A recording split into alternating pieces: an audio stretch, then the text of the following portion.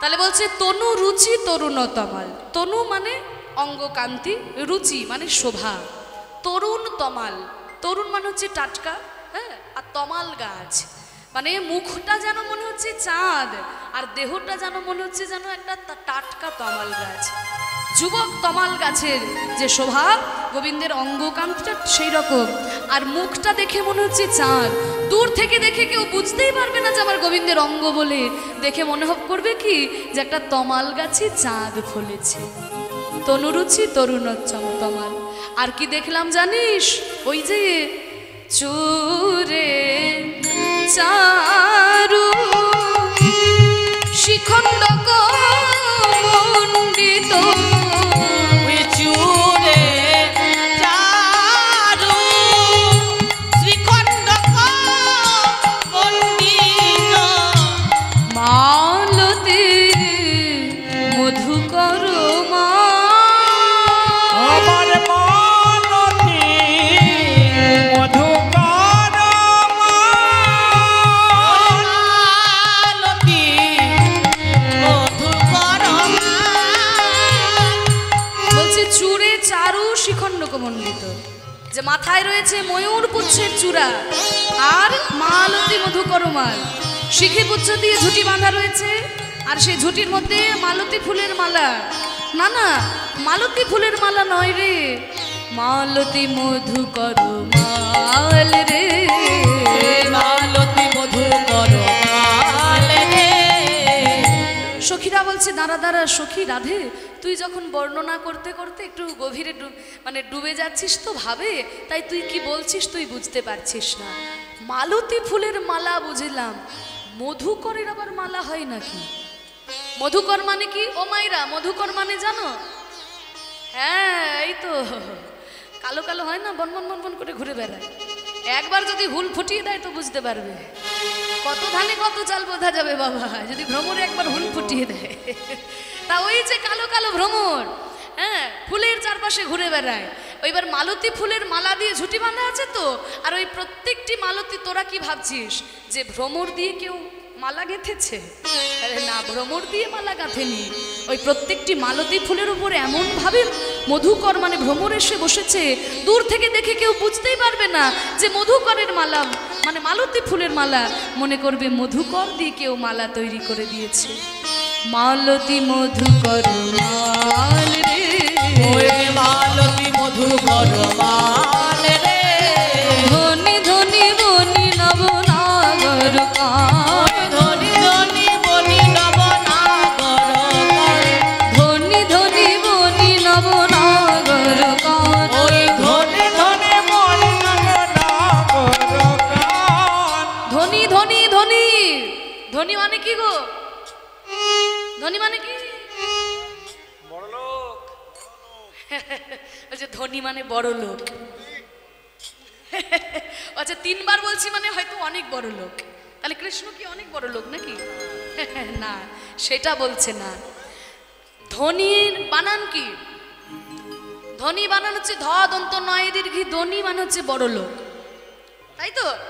আরেকটা ধ্বনি আছে, আরেকটা ধ্বনি মানে হচ্ছে শব্দ, উলুধ্বনি, শঙ্খধ্বনি, তাই না? এই ধ্বনির বানান কি? ধয়ে বয়ে দন্ত নয় হস্যই, এই ধ্বনি মানে শব্দ। কিন্তু আমি যে ধ্বনিটা বলছি সেই ধ্বনির বানান হচ্ছে ধ দন্ত নয় হস্যই। এই ধ্বনি মানে কি? ধন্য, ধন্য। হিন্দিতে বলেন না ধন্যা ধন্যা ধন্যা, হিন্দিতে ধনিয়া ধনিয়া ধনিয়া, তা সেইখান থেকে হচ্ছে ধনিয়া ধনিয়া ধনিয়া, আবার আটা বাদ চলে গেছে, শুধু হয়ে গেছে ধ্বনি, ধ দন্ত নয় হস্যই ধ্বনি। মানে ধন্য ধন্য, বনি মানে যে সাজিয়েছে কাকে? আমার গোবিন্দকে যে সাজিয়েছে, অর্থাৎ মা যশোমতী ধন্য, এত সুন্দর করে যে রূপকে সাজিয়েছে। ধনি ধনি বনি নব নাগর কান, ওই ধনি ধনি বনি নব নাগর কান, এই জগতে সেই তো ধনি, এই জগতে সেই তো ধনি, এই জগতে সেই তো ধনি, এই জগতে সেই তো ধনি, যেমন চাঁদ বদন সাজাইছে সেই জগতে সেই তো ধনি। চাঁদ বদন সাজাইছি এই জগতে সেই তো ধনি। আচ্ছা, ধনি তিনবার বললি কেন?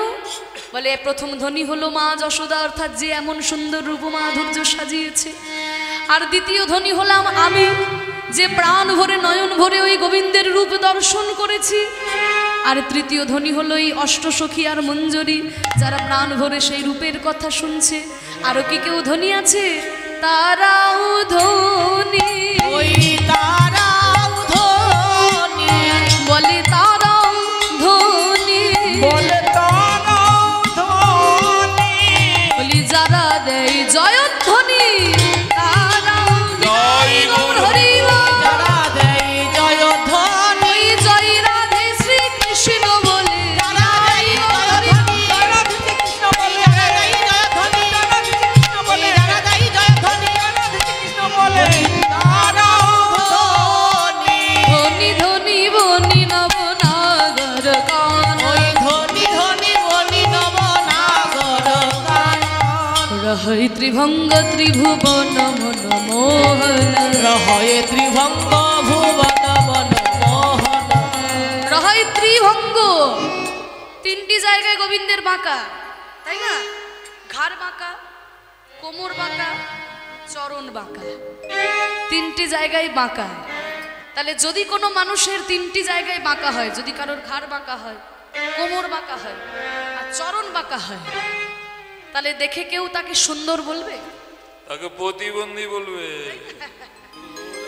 কেউ তো দেখে সুন্দর বলবে না। যদি ঘাড়টা বাঁকা হয়, কোমরটা বাঁকা হয়, চরণটা বাঁকা হয়। তা গোবিন্দে বলছে ত্রিভঙ্গ মুরারি, তিনটি জায়গায় বাঁকা। তিনটি জায়গায় বাঁকা হলো কেন গোবিন্দের? ওই স্বর্গের দেবতারা সদা সর্বদা বলে হে গোবিন্দ দেখা দাও। তাই স্বর্গের দেবতাদের ডাকে সাড়া দিতে গিয়ে গোবিন্দের হলো ঘাড় বাঁকা। আর মর্তের মানুষ তারা বলে হে গোবিন্দ দেখা দাও। তাদের ডাকে সাড়া দিতে গিয়ে গোবিন্দের হলো কোমর বাঁকা।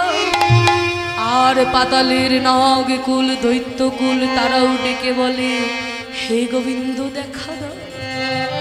তাই তাদের ডাকে সাড়া দিতে গিয়ে গোবিন্দের হলো চরণ বাঁকা। ত্রিভুবনের ডাকে সাড়া দিতে গিয়ে তিনটি অঙ্গ বাঁকা হলো। রহৈ ত্রিভঙ্গ ত্রিভুবন মন মোহন, রহয়ে ত্রিভঙ্গ ত্রিভুবন মোহন। মধুর মুরলী করু গান রে। ওই মধুর মুরলী করু গান রে। মধুর মুরলী করো গানে রে, বাঁশি বাজায়, বাঁশি বাজায়, বাঁশি বাজায়, বাঁশি বাজাও, ত্রিভঙ্গ ঠামে বাঁশি বাজায়। বাঁশি বাজায়, বাঁশি নয় যেন বান হানিছে, ত্রিভঙ্গ ঠামে বাঁশি বাজায়। বাঁশি নয় যেন মান ভাঙিতে, ত্রিভঙ্গ ঠামে বাঁশি বাজায়। বাঁশি বাঁশি এখনো আমার কানে যেন বাজছে ওই গোবিন্দের বাঁশি। কেন আমি শ্রবণ করলাম ওই বাঁশি? আমি কেন শ্রবণ করলাম? আর বাজিস না বাঁশি, আর বাজিস না, এখন আমি কর্ণে শ্রবণ করতে পারছি। বাঁশি রে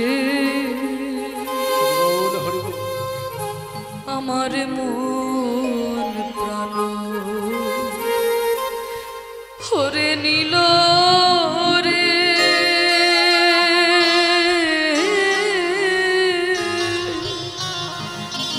ওই শ্যাম কালা চাঁদ, শ্যাম কালা চাঁদ বাঁশির সুরেতে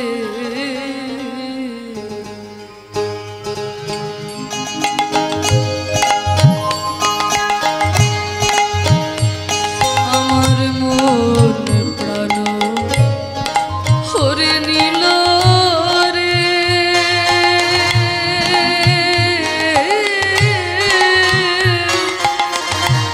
শ্যাম কালা চাঁদ, শ্যাম কালা চাঁদ বাঁশি সুরেতে আমি কেন বাজার ভরতে গেলাম, কেন বাজার ভরিতে গেলাম, আমি কেন বাজার ভরতে গেলাম। কেন বাজার ভরিতে গেলাম। ওই যমুনার কূলে সখী শ্যাম কালাচা শ্যাম কালাচা বাঁশি সুরেতে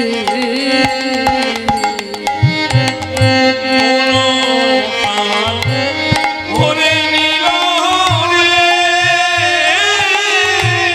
শ্যামকালা চাঁদ বাঁশি সুরে। জল ভরিয়া কক্ষে যখন কলসি নিলাম তুলে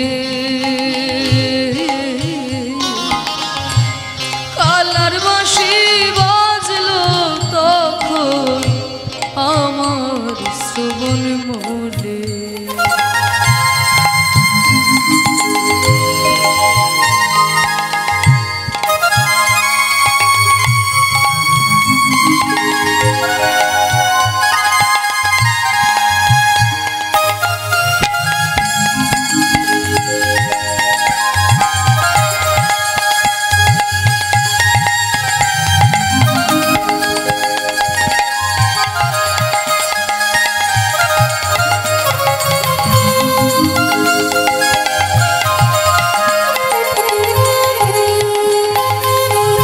জল ভরিয়া কক্ষে যখন কলসি নিলাম তুলে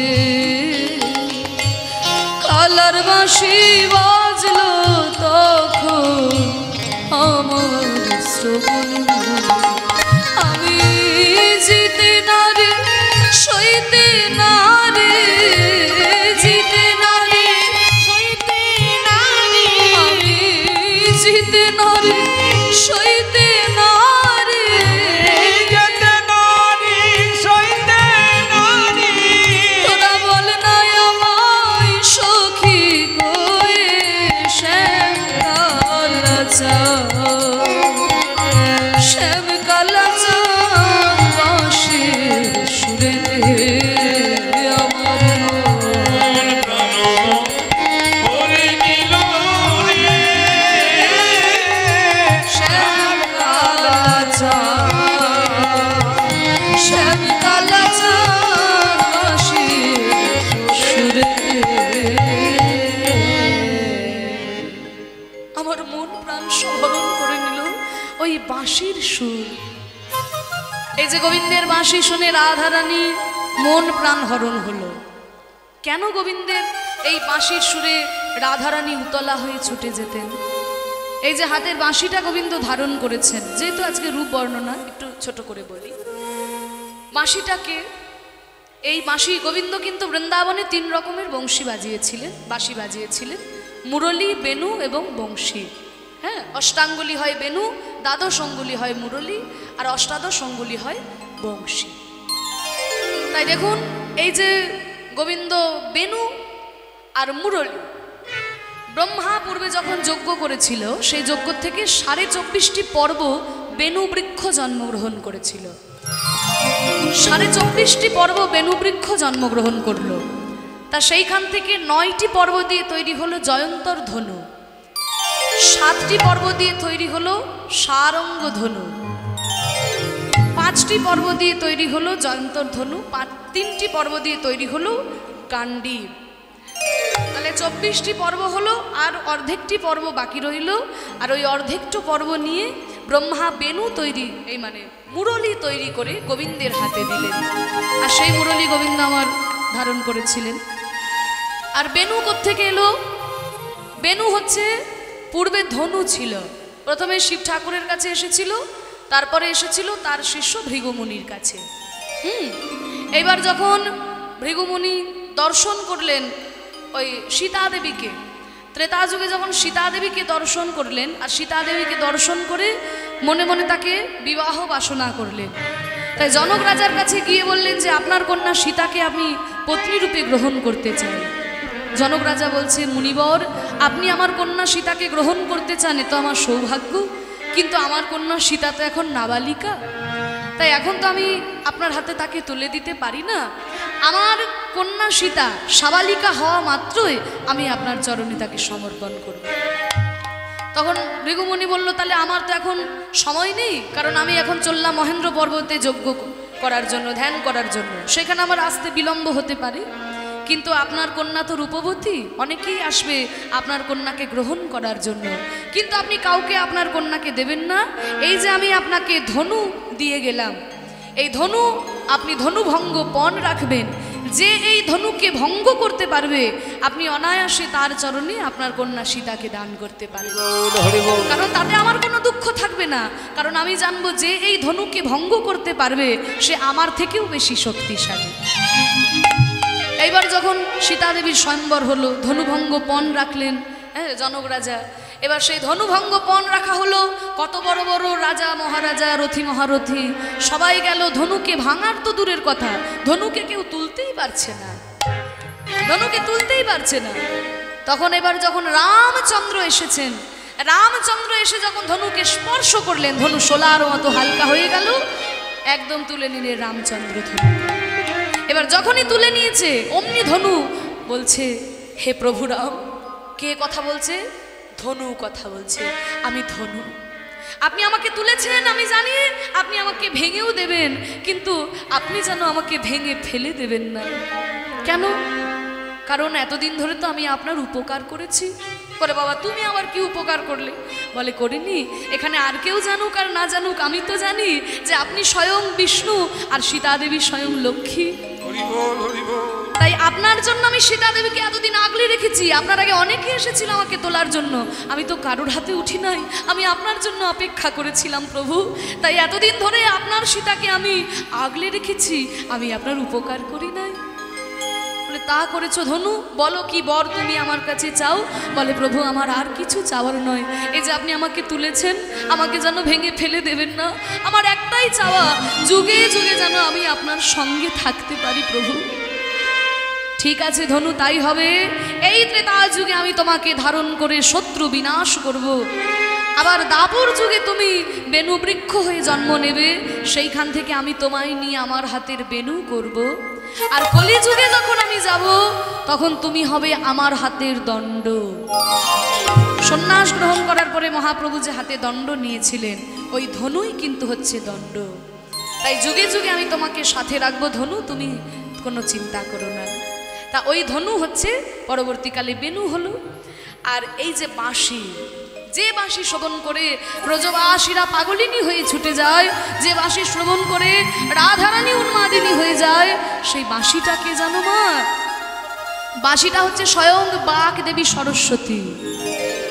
বাক দেবী সরস্বতী ওই যখন রাধার সৌভাগ্য প্রেমকে দর্শন করলেন গোলক বৃন্দাবনে, মনে মনে চিন্তা করলো যে রাধারানীর কত সৌভাগ্য, দিবানিশি গোবিন্দের অধরামৃত পান করে, আর কিছু চাই না। ওই সৌভাগ্য প্রেমের যদি প্রেমী হতে পারতাম তাহলে আমার জীবনটা ধন্য হতো। তাই ক্ষীর সমুদ্র তীরে গিয়ে যখন সরস্বতী তপস্যা করছে, হ্যাঁ, এবার বাগ দেবী সরস্বতী যখন তপস্যায় বসে গেল, স্বর্গ মর্ত্য পাতাল সবাই আস্তে আস্তে মুখ মানে বোবা হয়ে যেতে শুরু করলো। সবাই চিন্তায় পড়ে গেল কি করা যাবে। সব দেবতাগণ ছুটে গেল নারায়ণের কাছে, প্রভু বাগ দেবী তপস্যায় বসেছেন, আপনি কোনো উপায় করুন, কারণ সবাই তো বোবা হয়ে যাচ্ছে ধীরে ধীরে, পৃথিবী তো ধ্বংস হয়ে যাবে। তখন শঙ্খনাদ করলেন নারায়ণ ক্ষীর সমুদ্র তীরে গিয়ে, আর সেই শঙ্খনাদের ধ্বনিতে, শঙ্খনাদ যখন করলেন, শঙ্খনাদের ধ্বনিতে দেবী সরস্বতীর তপস্যা ভঙ্গ হলো। নারায়ণ বললেন, বলো সরস্বতী, তোমার সাধনায় আমি মুগ্ধ হয়েছি, কি বর তুমি চাও? বলে, আর কিছু চাই না প্রভু, আমার একটাই চাওয়া, ওই যে রাধারানীর সৌভাগ্য প্রেম, সেই প্রেম আমি লাভ করতে চাই। আমি যেমন জীবানিশি তোমার অধরামৃত পান করে, সেই প্রেমের আমি প্রেমী হতে চাই প্রভু। সর্বনাশ, কি বলছো তুমি সরস্বতী? এ তুমি আমার কাছে কি চেয়ে বসলে? একবার আমি চন্দ্রাবলীর কুঞ্জে গেছিলাম বলে রাধারানীর যা মান হয়েছিল, সেই মান ভাঙাতে আমাকে কত কষ্ট করতে হয়েছিল। এইবার আমি যদি তুমি আমার অধরামৃত পান করতে চাও, সেটা যদি আবার রাধারানী জানতে পারে, তাহলে তো রাধারানীর মান আর কোনোদিন ভাঙবেই না। বলে, ঠিক আছে শোনো, তুমি সরস্বতী রূপে আমার অধরামৃত পান করতে পারবে না, কিন্তু আমি যখন বৃন্দাবনে যাব তখন তুমি ওই নিধুবনে বেণুবৃক্ষ হয়ে জন্ম নেবে, সেইখান থেকে আমি তোমায় নিয়ে আমার হাতের বাঁশি করব, সদা সর্বদা তুমি আমার হাতে থাকবে আর আমার অধরামৃত পান করবে। রাধারানী আমার অধরামৃত পান করার আগে তুমি বাঁশি রূপে আমার অধরামৃত পান করবে, আর তোমার ওই মধুর সুরে সবাই আকর্ষিত হয়ে ছুটে আসবে আমার দিকে। তাই হবে। জয়নিতাই, যারা প্রসাদ পেতে বাকি আছেন আপনারা প্রসাদ পেয়ে আসুন, আমাদের ওখানে ব্যবস্থা আছে, চলে যান। যারা প্রসাদ পেতে বাকি আছেন চলে যান, আমাদের ওখানে প্রসাদ দেওয়া চলছে, প্রসাদ পেয়ে আসুন। যে সকল ভক্তবৃন্দ এখনো প্রসাদ নিতে বাকি আছেন দয়া করে আপনারা প্রসাদ গ্রহণ করে আসুন, এসে বসুন। জয়নিতাই। তা সেই সরস্বতী জন্মগ্রহণ করেছে যে এক অংশে তুমি দেবী বাগদেবী সবার কণ্ঠে গিয়ে বসো, বিরাজ করবে, আর এক অংশে তুমি বেণুবৃক্ষ হয়ে জন্ম নেবে। তাই গোবিন্দ যখন ওই সরস্বতী রূপে বাঁশিকে ধারণ করলেন, আর ওই সরস্বতীর মধুর সুরে বাঁশির সুর দিয়ে যখন বের হলো, আর সেই মোহিত হয়ে গেল ত্রিভুবন, রাধারানীও মোহিত হয়ে গেল। ওই বাঁশি আমার কানে এখনো বাজছে। ত্রিভঙ্গ ত্রিভুবন মন মোহন, ত্রিভঙ্গ ত্রিভুবন মনমোহন, মধুর মুরলী করু গান, মধুর মুরলী করু গান রে। বাঁশি বাজায় বাঁশি বাজায় ত্রিভঙ্গ ঠামে বাঁশি বাজায়, ত্রিভঙ্গ ঠামে বাঁশি বাজায়। বাঁশি নয় যেন বান হানিছে, ত্রিভঙ্গ ঠামে বাঁশি বাজায়। বাঁশি নয় যেন বান হানিছে, ত্রিভঙ্গ ঠামে বাঁশি বাজায়। আচ্ছা সখী রাধে, তুই বলছিস বাঁশি শুনে তোর খুব কষ্ট হলো হৃদয়ের মধ্যে, তা তুই যখন হৃদয়ে কষ্টই হলো তাহলে তুই ওখান থেকে চলে এলি না কেন? বাঁশি শুনে গোবিন্দের রূপ দেখে যখন তোর হৃদয়ে কষ্টই হচ্ছিল তাহলে তুই চলে এলি না কেন? বলে আসবো কি করে সখী, ওই যে কপালে তিলক দেখতে পেলাম। হ্যাঁ, কি দেখলাম জানিস? কেশরাশি, তার নিচে কি রয়েছে? টলমল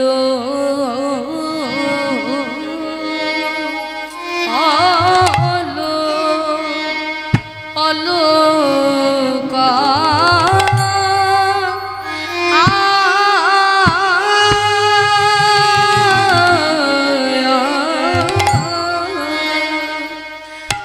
টলমল অলকা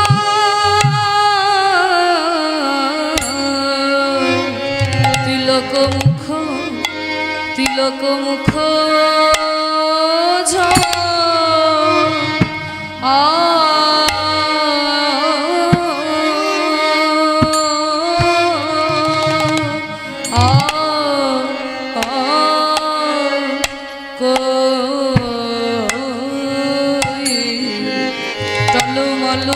অলকা তিলক মুখ ঝলকই রে আহারে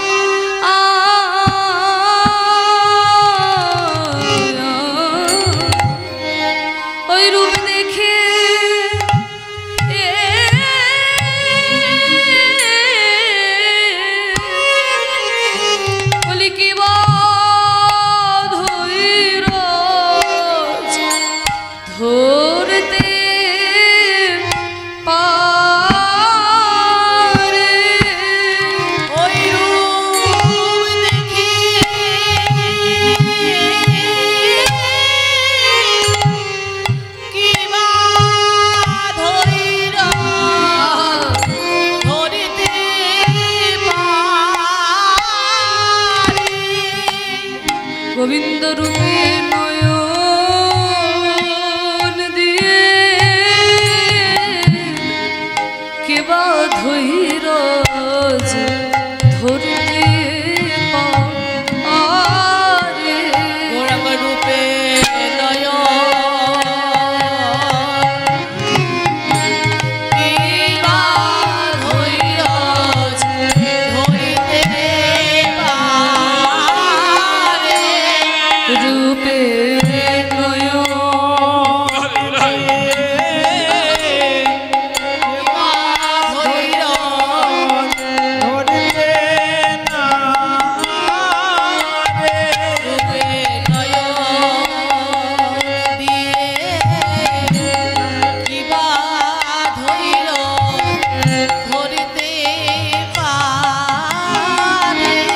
তাল, 14 মাত্রা, 6-4-4 ছন্দ।